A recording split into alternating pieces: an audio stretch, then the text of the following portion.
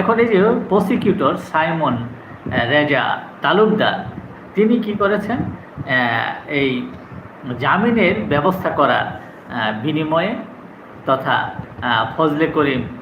চৌধুরীর পরিবারের কাছে 1 কোটি টাকা তিনি চেয়েছেন,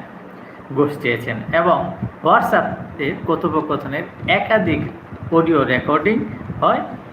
এমন তথ্য পাওয়া গেছে। এই অডিও রেকর্ডিং আপনার সংগ্রহ করেছে প্রথম আলো ও নেত্র নিউজ। তাদের এই প্রতিবেদনে এই চিত্র আপনার উঠে আসে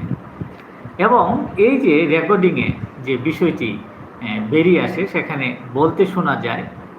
প্রসিকিউটরকে যে আগের একটি আলাপের কথা স্মরণ করিয়ে দিয়ে সাইমন রেজাকে বলতে শোনা যায় যে শেষ পর্যন্ত যদি তিনি জামিন বের করতে পারেন তবে বেশ ভালো অ্যামাউন্টে